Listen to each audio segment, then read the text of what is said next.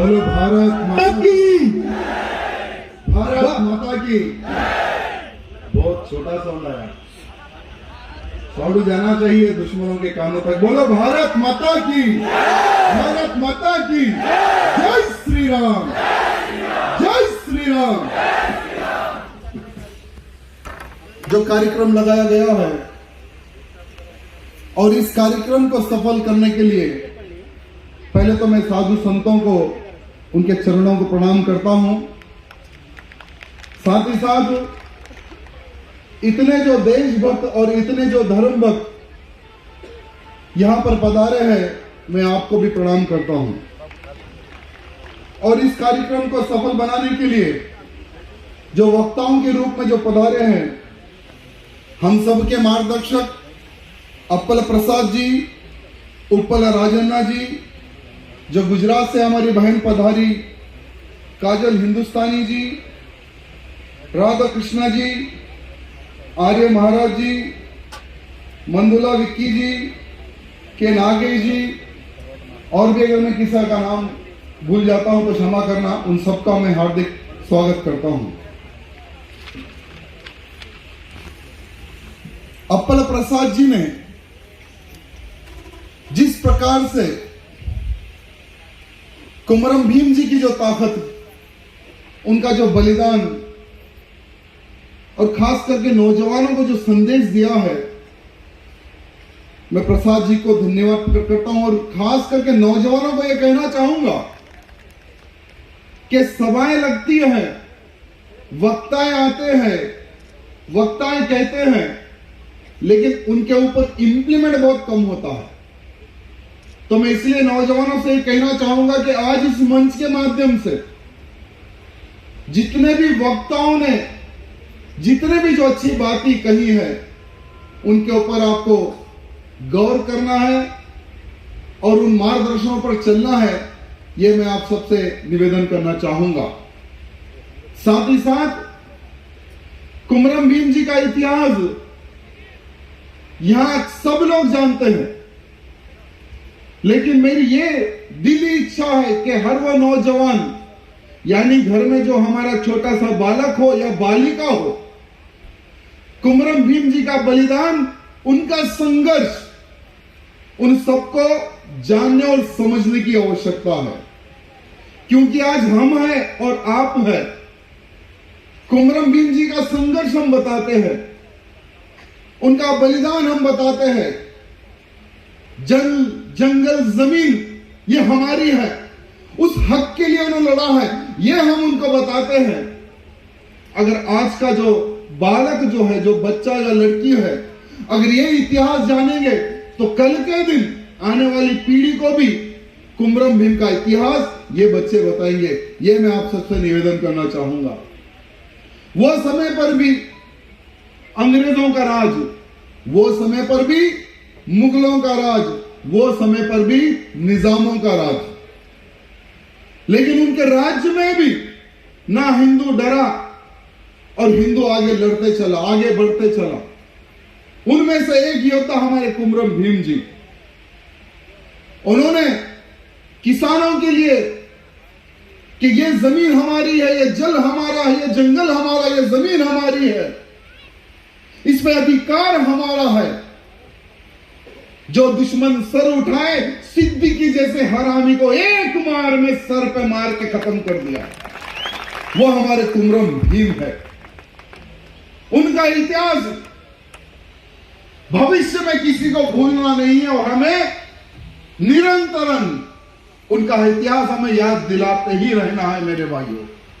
क्योंकि वो समय पर एक सिद्दीकी था, वो समय पर एक निजाम था, लेकिन आज जहां हम देखेंगे वहां पर सिद्दीकियों की नाजायज औलादें दिखेगी।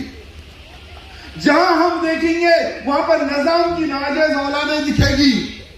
तो सोचिए कुमरम भीम जैसे योद्धा कितने बनने पड़ेंगे, कितने लोगों को कुमरम भीम का रूप लेना पड़ेगा। क्या आज भी हमारे ऊपर अत्याचार नहीं हो रहा है? क्या आज भी हमारी जमीनें नहीं छीन रही है?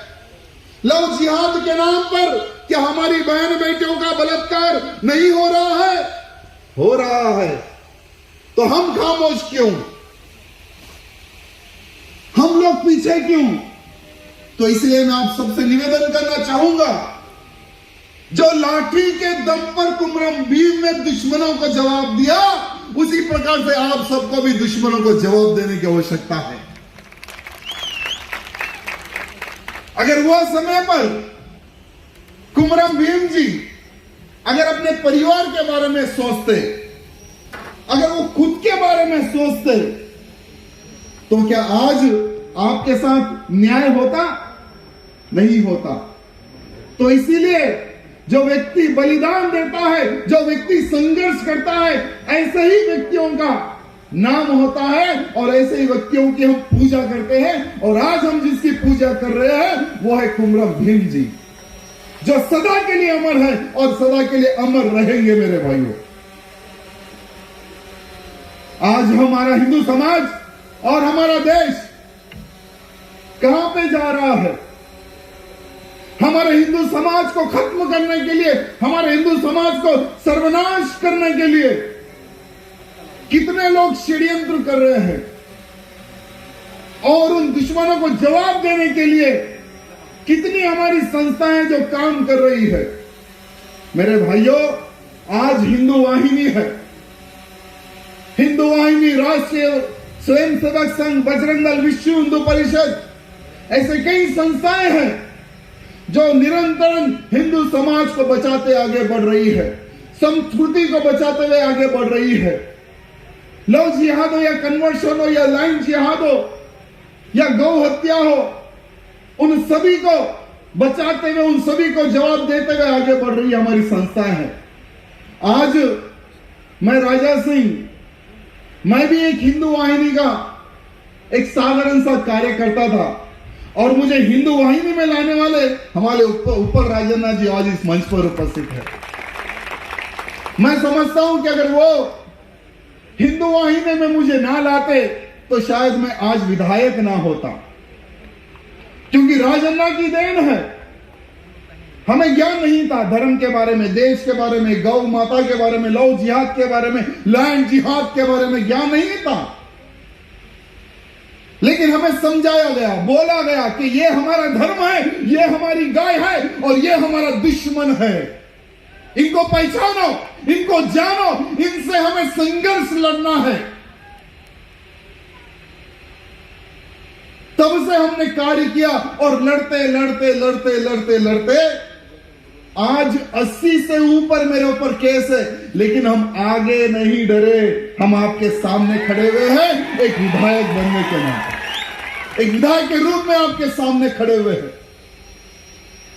मैं आप सबको हाथ जोड़कर यही निवेदन करना चाहूंगा कि आज इस क्षेत्र में मुझे छत्रपति शिवाजी महाराज की वानर सेना की आवश्यकता है, मुझे संभाजी महाराज की वानर सेना की आवश्यकता है, क्योंकि वो समय पर एक अफजल खान था, वो समय पर एक औरंगजेब था, आज उनकी संख्या बढ़ चुकी है। इसलिए हर वो नौजवान को अपना कर्तव्य जानकर एकजुट होने की आवश्यकता है। मैं आपको एक बात कहना चाहूंगा, पॉपुलर फ्रंट ऑफ इंडिया ये एक ऑर्गेनाइजेशन है। इस ऑर्गेनाइजेशन का बस एक ही एक काम, लव जिहाद के नाम पर लड़कियों को फंसाओ, उनको सर्वनाश करो। जो राष्ट्रीय स्वयंसेवक संघ के अधिकारी हो या कार्यकर्ता हो या बीजेपी का कोई भी एक्टिव कार्यकर्ता हो, उसकी पहचान करो और उसे खत्म कर दो। यह popular front of India Karnataka हो या बेंगलुरु में हो या महाराष्ट्र में हो या दिल्ली में हो, इनके पीछे आईएसआई का हाथ है, इनके पीछे पाकिस्तान की फंडिंग है, वहां से पैसा आता है और यहां पर ये लोग हिंदुओं को खत्म करने की योजना बनाते हैं। ऐसे कई ऑर्गेनाइजेशन है जो हमारे हिंदुओं को खत्म करने की योजना बनाते हैं, काम कर रहे हैं वो लोग, और हम लोग सिर्फ हमारा सोच रहे हैं, हमारे परिवार के बारे में हम सोच रहे हैं, हमारा क्षेत्र, हमारी बस्ती के बारे में सोच रहे हैं, लेकिन आने वाला जो समय है वो बहुत ही भयंकर समय है। उस विषय में हमें जानकारी प्राप्त करने की बहुत ही जरूरी है मेरे भाइयों। आप सबको जानने की जरूरी है कि हमारा दुश्मन कौन है और उस दुश्मन से लड़ने के लिए हमें क्या करना है। जैसे हमारी काजल बहन ने बहुत अच्छी बात कही है कि महिलाओं की संख्या बहुत जरूरी है, क्योंकि पुरुष तो आएंगे सभा में, पुरुष तो सुनेंगे, लेकिन हम महिलाओं को कैसे समझाएंगे? क्या आप लोग जाके हमारी बहन बेटियों को बताएंगे कि आज इस सभा में कन्वर्शन के ऊपर, लव जिहाद के ऊपर, लैंड जिहाद के ऊपर और हमारे हिंदू समाज को सर्वनाश करने के लिए किन किन ऑर्गेनाइजेशन द्वारा जो षड्यंत्र चल रहा है, क्या आप जाके बताएंगे? नहीं बताएंगे, क्योंकि आपने सुना है और आप 2 दिन में भूल जाते हैं। इसलिए मैं आप सबसे निवेदन करना चाहूंगा कि जब भी सभा हो, अपने घर की एक लड़की उस सभा में लेकर आइए या अपनी घरवाली को लाइए। यह बहुत जरूरी है, क्योंकि आने वाला समय बहुत ही खतरनाक आने वाला समय है मेरे भाइयों, बहुत ही खतरनाक है। आज बांग्लादेश में क्या हो रहा है? हमारे मंदिरों पर हमले हो रहे हैं, हमारे हिंदू परिवारों के ऊपर हमले हो रहे हैं। दुर्गा पूजा के समय पर पंडालों को जलाया गया। वहां पर हिंदुओं की संख्या कम है, इसलिए हिंदू मार खा रहा है, इसलिए हिंदू मार खा रहा है। और आज जो हमारी मीडिया है वो सिर्फ एक तरफा को बताती है। अरे भाई, बांग्लादेश में हिंदुओं का कत्ल हो रहा है वो भी तो बताइए। बांग्लादेश में हमारी जो देवी की जो प्रतिमाएं हैं उनको लातों से तोड़ा जा रहा है, राडों से मार के हमारी माताओं की गर्दनें तोड़ी जा रही है, मूर्तियों की, हिंदुओं के घरे जलाए जा रहे हैं। लेकिन हमारी मीडिया तो सिर्फ पैसों की मीडिया है, जो जितना पैसा देता है उसके बारे में ज्यादा ज्यादा ज्यादा बताते हैं, सबसे ज्यादा। आज देखिए, एक तरफ बंगाल में हिंदुओं के कत्ल हो रहे हैं, एक तरफ बांग्लादेश में हिंदू मंदिरों पर हत्याएं हो रही है, अटैक हो रहे हैं, उनके बारे में कहीं नहीं बताया जा रहा। लेकिन आज आप कोई भी नेशनल टीवी खोलो, आर्य खान ने आज क्या खाया, शाहरुख खान का बेटा, उसने आज सोया है, वो मॉर्निंग उठा है, वो नाश्ता किया है, वो दूध पिया है, शाहरुख खान ने उसको मैसेज किया है। यानी सवेरे से लेकर शाम तक सिर्फ एक ड्रग्स डीलर का पूरा पिक्चर बताया जा रहा है नेशनल मीडिया में। लेकिन वही नेशनल मीडिया में बांग्लादेश में हिंदुओं पर है अत्याचार हो रहा है, नहीं बताता है। बंगाल में हिंदुओं पर अत्याचार हो रहा है, मर्डर्स हो रहे हैं, वो नहीं बताता है। केरला में हिंदुओं पर अत्याचार हो रहा है, वो नहीं बताता है। लेकिन अगर कोई भी मेरा जैसा हो या राजेंद्र का जैसा हो या अपने प्रसाद जी जैसा हो, अगर कोई भी हम अगर छोटी बात कह दें तो उसको हेडिंग में बताकर हम लोगों के ऊपर केसेस बुक किए जाते हैं। ये हमारे आज की मीडिया, ये दुर्भाग्य की बात है। मैं इसलिए सभी भाई बंधुओं को कहना चाहूंगा कि सब लोगों को जागरूक होने की आवश्यकता है। और मैं आप सबको यह पूछना चाहूंगा, जैसे इस मंच के माध्यम से एक वक्ता ने बहुत अच्छी बात कही कि अगर हम जातिवाद में घुट जाएंगे तो समझो हम बट जाएंगे। आज हमारा भारत देश है, पूरे भारत देश में कितने हिंदू हैं? 100 करोड़, 100 करोड़ से भी कम हो गए, 100 करोड़ से भी हम कम हो गए। और वो 100 करोड़ में से भी हम जातिवाद में बढ़ गए। आने वाला समय मेरे भाइयों बहुत ही घातक होगा हमारे लिए, क्योंकि हमारे दो ये हमारी स्कीम है ना। अरे हम दो भाई, हमारे दो, बस हम दो का भविष्य बनाएंगे। लेकिन वही जो आज का हमारा जो दुश्मन है व्हाइट टोपी वाला, जो आज का जो हमारा दुश्मन है व्हाइट टोपी वाला, ये क्या कहता है? हम 5 तो हमारे 50,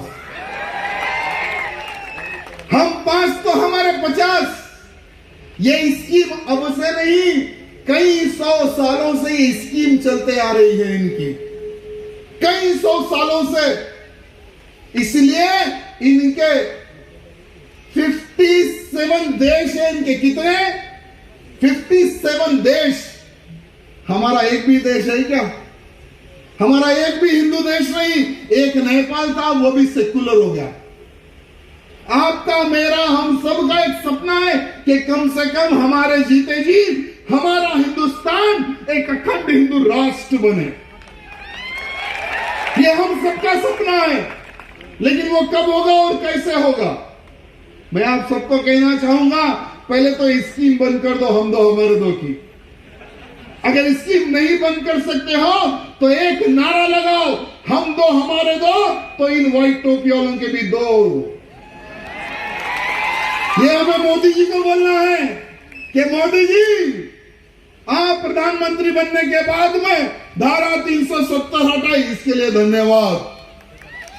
ट्रिपल तलाक पे बिल लेकर आए, इसके लिए भी धन्यवाद। जो हर हिंदू का सपना था कि भव्य राम मंदिर बने, राम मंदिर बनना है ना, तो भव्य राम मंदिर बनना है और बन रहा है, इसके लिए भी आपको धन्यवाद। लेकिन एक काम और एक कर दे मोदी जी, कि ये हम दो हमारे दो की स्कीम सब पे इंप्लीमेंट कर दो। ना रहेगी बांस, ना बजेगी बांसुरी। अगर ये काम हो गया तो बहुत बड़ा नाम हो जाएगा मोदी जी का। और साथ ही साथ मैंने एक बात कही थी कि हर हिंदू का सपना है, वो तो राम मंदिर बन रहा है, और थोड़े दिन के बाद हम सब देखेंगे काशी मथुरा भी बनेगा, काशी मथुरा भी बनेगा। ये हम सब देखेंगे मेरे भाइयों। सब लोग जाएंगे ना फिर बनने के बाद में? पक्का ना? నేను తీసుకెళ్ళిపోతా మీ అందరికి, వస్తారు కదా నా ఎంబడి, पक्का ना? लेकिन उससे पहले आप सबको एक सेना बनाने की आवश्यकता है। हमें किसी से लड़ना नहीं है, बिल्कुल लड़ना नहीं है, लेकिन हमारी बहन बेटी पे आंख अगर कोई उठाए तो उसे हमें छोड़ना भी नहीं है, उसे छोड़ना भी नहीं है। ये बात ध्यान रखना। मैं यहां पे आज सभी भाई बंधुओं को एक बात याद दिलाना चाहूंगा। छत्रपति शिवाजी महाराज को तो बलिदान सब लोग जानते हैं, लेकिन उनका एक बेटा था संभाजी, वीरों में वीर, वो महावीर संभाजी। शिवाजी महाराज जी मरने के बाद में औरंगजेब सोचता था कि चलो शिवाजी खत्म तो अब मैं शांत बैठ जाऊंगा, पूरे भारत पे मैं राज करूंगा। लेकिन जैसा संभाजी उठे, औरंगजेब की नींद खराब हो गई। 120 किले संभाजी महाराज ने जीते, तो सभी सेना को लगा दिया कि जाओ संभाजी को पकड़ के लाओ, जो पकड़ के लाएगा उसे जो इनाम चाहिए वो दूंगा। लेकिन दुर्भाग्य की बात है कि हमारे दुश्मन होते हैं मेरे भाइयों। वो समय पर भी संभाजी महाराज को पकड़वाने में हमारे ही गद्दारों का हाथ था, हमारे गद्दारों का। जब संभाजी महाराज को पकड़ के आगरा दिल्ली ले गए, जब संभाजी महाराज को जंजीरों से बंधा गया, इतना संभाजी महाराज के ऊपर टॉर्चर किया, इतना टॉर्चर किया, और हर टॉर्चर में औरंगजेब एक ही बात बोलता था कि इस्लाम कबूल कर, इस्लाम कबूल कर, तुझे जितना चाहिए उतने किले दूंगा, जितना धन चाहिए उतना दूंगा, सब कुछ मैं तुझे दे दूंगा, बस इस्लाम कबूल कर। क्योंकि तू एक मराठा अगर मुसलमान बनेगा तो सारे मराठों पे मैं राज करूंगा। ये सोच रखने वाला था औरंगजेब। लेकिन आज का हिंदू, अगर कोई पुलिस का डंडा लेकर घर के बाहर खड़े हो जाए, ఇక్కడ బయటికి రా, అక్కడ నువ్వు ధర్నా చేసినావంట, అక్కడ నువ్వు గడబడ చేసినావంట, కొద్ది బయటికి రా, तो మన కార్యకర్తలు ఏం చేస్తారు? అయ్యా బాబు పోనీ, నేను లైఫ్ లో ఈ జెండా కూడా నేను పట్టుకోను, నేను ధర్నా కూడా నేను చేయను, నేను ప్రొటెస్ట్ కూడా చేయను, నేను ఇంట్లోనే గాజులు వేసుకొని కూర్చుంటా. ఇప్పుడున్నారు కదా అట్లనే. కానీ ఒక మాట యాద పెట్టుకోండి, అట్లాంటి ఆలోచన ఉన్న హిందూ ఆయన గురించి కానీ ఆయన ఫ్యామిలీ గురించి కానీ దేశం గురించి కానీ ధర్మం గురించి కానీ ఏమి కూడా చేయలేడు. कुछ नहीं कर सकता वो हिंदू. जो डर गया समझो वो मर गया. ये बात ध्यान रखना. तो इसलिए मैं हर कार्यकर्ता को कहना चाहूंगा कि लड़ो, लव जिहाद के खिलाफ लड़ो, लैंड जिहाद के खिलाफ लड़ो, कन्वर्शन के खिलाफ लड़ो. हिंदू वाहिनी तुम्हारे साथ है. ये राजा सिंह तुम्हारे साथ है. जब हम हिंदू वाहिनी के साधारण कार्यकर्ता थे, जब पुलिस हमारे को पकड़ के ले जाती थी, 8-8 दिन इंट्रोगेशन करती थी. 8-8 दिन लटों से मारते थे, छड़ियों से मारते थे, नंगा करके मारते थे, हमारे हाथ काटे गए तो भी हम बोलते थे अरे यार ये तो बहुत मजा आ रहा है. क्योंकि हमारा एक सपना था कि जिएंगे तो धर्म के लिए, मरेंगे तो धर्म के लिए. ये हमारे राजा ने जी बताते थे कि बेटा मरना तो सभी को है, लेकिन जो देश के लिए मरते हैं वो भगत सिंह बनते हैं, जो धर्म के लिए मरते हैं वो छत्रपति शिवाजी महाराज बनते हैं. तो आपको क्या बनना है ये आप सोचो. इसलिए डरना नहीं है.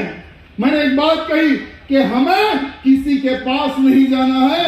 अगर कोई दुश्मन हमारे पास आए तो उसे हमें छोड़ना भी नहीं है. ये बात ध्यान रखना. और खास करके तेलंगाना का जो हमारा हिंदू भाई बंधु है, उनको आज बहुत जरूरी है जागने की. मैं तकरीबन देखता हूं तो बहुत अफसोस होता है. अय्यानु एवरू, तू कौन है? अन्ना मैं एससी हूं, अन्ना मैं एसटी हूं, अन्ना मैं ओबीसी हूं, अन्ना मैं रेड्डी हूं, अन्ना मैं लोध हूं, अन्ना मैं सिंह हूं. लेकिन कोई ये नहीं बोलता कि अन्ना मैं हिंदू हूं. कोई नहीं बोलता. अन्ना आप सबसे निवेदन करना चाहूंगा, तुम जात के बारे में बताओ. आपके जात में, आपके घर में अप्पला जी एक बात कही है, ఇంట్లో నువ్వు ఏం చెప్తావు చెప్పుకో, కానీ బయటికి వెళ్ళిన తర్వాత ఒక్క మాట చెప్పు, అన్నా నేను हिंदू. ये फीलिंग आप सब में आनी चाहिए. आप लोग आपके समाज में घूमो, गर्व से बोलो. एससी, एसटी, बीसी, ओसी, रेड्डी, गर्व से बोलो. लेकिन जब आप बाहर निकलते हो ना तो तिलक लगा के निकलो और गर्व से बोलो कि मैं हिंदू हूं. तभी हम दुश्मन को जवाब दे सकेंगे. आप सबको पता होगा कि निजाम ने कितना हमारे हिंदुओं पे अत्याचार किया, कितना हमारे हिंदुओं को उसने मारा है. अगर सरदार वल्लभ भाई पटेल ना होते तो क्या आज हम आजाद होते? हम गुलाम होते मेरे भाइयों, हम गुलाम होते. तो धन्यवाद सरदार वल्लभ भाई पटेल जी को, जिन्होंने अपनी ताकत के बल पे निजाम को झुकाकर हमारे हैदराबाद को आजाद कराया, हमारे हैदराबाद को आजाद कराया. लेकिन जब भारत देश को आजादी मिली तो यह हैदराबाद, महाराष्ट्र, कर्नाटक कुछ पार्ट निजाम के कब्जे में था. तो वह समय पर यही एमआईएम का जो गद्दार है, आज मौनरगढ़ चिन्ना बामड़ पेद्दामड़ इधर, यही ना हमारे दो छोटे साले बड़े साले, इनके जो बाप है वो ये कहते थे कि हम हैदराबाद को पाकिस्तान में मिलाएंगे, हम हैदराबाद को हिंदुस्तान में नहीं मिलाएंगे, हम हैदराबाद को पाकिस्तान में मिलाएंगे. कासिम रजी के साथ मिलकर इनकी यह योजना बनी थी, लेकिन वो हुआ नहीं. सरदार वल्लभ भाई पटेल जी ने कहा कि जो पाकिस्तान का नाम लेगा उसको हम बजा के भेज देंगे पाकिस्तान, उनको हम बजा के देंगे. इसलिए कासिम रिजवी भाग गया, निजाम ने सरेंडर कर दिया. लेकिन दुर्भाग्य, जो लोग पाकिस्तान की सोच रखते थे, आज वो एमआईएम का रूप लेकर यहां पे पार्टी चला रहे यहां पर. और ऐसी एमआईएम को कौन सपोर्ट करता है? हमारे तेलंगाना राज्य के मुख्यमंत्री, जो देशद्रोही है, जिनके ऊपर देशद्रोही केस बुक हुआ, दोनों भाइयों के ऊपर. ऐसे देशद्रोहियों से हमारे मुख्यमंत्री जी हाथ मिलाते हैं. दुर्भाग्य की बात है. मैं मुख्यमंत्री जी को पहले भी कहा कि आप वो समय पर 17 सितंबर ऑफिशियली मनाना है बोलकर आप कईयों बार बोले, लेकिन आज 17 सितंबर कहां गया पता नहीं, उसको तो आप भूल ही गए. क्यों मनाना है हमें 17 सितंबर? क्योंकि ये तेलंगाना आजाद ऐसे ही नहीं हुआ। कई तेलंगाना वासियों के प्राणों के बलिदान के बाद में हमारे तेलंगाना को आजादी मिली। ये हमारे मुख्यमंत्री जी को याद करने की आवश्यकता है, समझने की आवश्यकता है। ये कोई राजनीति मंच नहीं, और मैं राजनीति बात भी नहीं करना चाहूंगा, क्योंकि मैं सबसे पहले हिंदू और बाद में एमएलए, ये बात कहता हूं मैं। और मेरा धर्म क्या है? हिंदुत्व के प्रति कार्य करना और दुश्मनों को मुंह तोड़ जवाब देना, यही मेरा काम है मेरे भाइयों। इसलिए मैं आप सबसे ये निवेदन करना चाहता हूं, जो निर्मल में हमारे हिंदुओं पर अत्याचार हुआ, जो भैंसा में हमारे हिंदुओं पर अत्याचार हुआ, वो आपके क्षेत्र में अगर अत्याचार नहीं होना है तो संगठन होने की आवश्यकता है। आज भी हमारे भैंसा के कई कार्यकर्ता पीडी एक्ट में जेल में है। आज भी भैंसा के कई कार्यकर्ताओं के ऊपर क्रिमिनल शीट खोल दिए हैं, केसेस बुक कर दिए हैं। निर्मल के कार्यकर्ताओं के ऊपर क्रिमिनल शीट और केसेस बुक कर रहे, यानी जय श्री राम जो बोलेगा उसके ऊपर एफआईआर हम करेंगे। ये नीति तेलंगाना में चल रही है। ये नीति कौन चला रहा है? किसके आदेश पर हिंदुओं पर केसेस बुक कर रहे हैं? मुख्यमंत्री को बताने की आवश्यकता है। यही हमारा साला कहता है ना, वो कहता है ना कि कार उनकी तो स्टीयरिंग हमारे हाथ में है। तो क्या मैं पूछना चाहूंगा कि रियल में स्टीयरिंग उनके हाथ में है? क्या वो स्टीयरिंग हिंदुओं के ऊपर अत्याचार करने के लिए घुमाई जा रही है? क्या वो स्टीयरिंग महिलाओं के ऊपर लाठी चार्ज, जो निर्मल में महिलाओं के ऊपर लाठी चार्ज जो हुआ, क्या वो लाठी चार्ज के लिए घुमाई जा रही है? मैं एक बात कहना चाहूंगा, जो भी धर्म से टकराता है वो सर्वनाश हो जाता है, सर्वनाश हो जाता है। आज जो लोग धर्म से टकराए हैं, कौन है वो लोग आप सब जानते हैं। मैं इसलिए सभी भाइयों से कहना चाहूंगा कि अगर आप में संगठन रहा तो निर्मल के कार्यकर्ता आपके लिए आएंगे, भैंसा के कार्यकर्ता आपके लिए आएंगे, निजामाबाद के कार्यकर्ता आपके लिए आएंगे। हमें एक बहुत बड़ा संगठन बनाने की आवश्यकता है, तभी हिंदू राष्ट्र बनेगा मेरे हिंदू भाई बंधुओं। और जितना हो सके उतना पूरे आदिलाबाद हर जिले में जहां देखो वहां काशाय झंडा दिखना चाहिए और हिंदू वाहिनी के कार्यकर्ता दिखना चाहिए।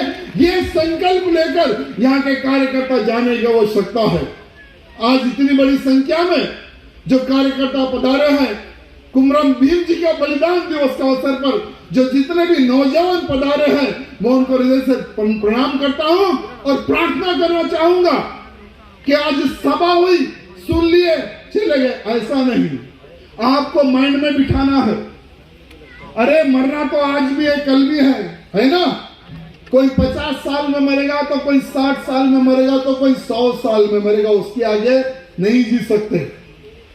लेकिन आप जब भी मरो अपने क्षेत्र के लिए, अपनी बस्ती के लिए, अपने परिवार के लिए ऐसा कुछ कर जाओ कि आपके परिवार को जग जग में यानी सब लोग याद करें और प्रणाम करें आपके परिवार को। ऐसी मौत तुम्हें मरना है, ये मैं आप सबसे निवेदन करना चाहूंगा। वैसे तो कई कीड़े मकोड़े मरते हैं रोजाना, जैसे कल मैं टीवी में देख रहा था 700 लोग कोरोना से मर गए। 24 घंटे में 700 लोग कोरोना से मर गए। अगर सपोज राजा सिंह अगर मरता है तो आप याद करते या नहीं करते? करते हैं ना। अरे मन अन्न ఉండే, अरे मन తమ్ముడు ఉండే, ఆయన ధర్మం గురించి కొట్లాడిండు, ఆయన ఇది చేసిండు, పాపం చనిపోయిండు, याद करते हैं ना। तो वैसे ही यहाँ के हर वो कार्यकर्ता को याद करना है। हैदराबाद वाले तुम्हें याद करना है कि हमारे उस क्षेत्र में वो हिंदू वीर था, वो हिंदू योद्धा था, वो देश के लिए धर्म के लिए लड़ता था। आज वो मर गया, चलो उसको हम 1-2 फूल चढ़ा दे, उसका फोटो लगा दे। ये मौत मरो, गुमनाम मौत मत मरो मेरे भाइयों। వచ్చిండు, పుట్టిండు, చనిపోయిండు, ఎవరు తెలియదు। ఆ బస్తీ వాళ్ళు గుర్తుపడతారు, ఆయన చుట్టాలు గుర్తుపడతారు, మిగతా వాళ్ళు గుర్తుపడతారు। అట్లాంటి వద్దమ్మా। ధర్మం గురించి, దేశం గురించి అందరు ముందుకు రావాలి। ధన్యవాదం। జై Sriram. Subscribe to our channel by clicking the subscribe button. Click the bell button and enjoy the latest uploads from our channel.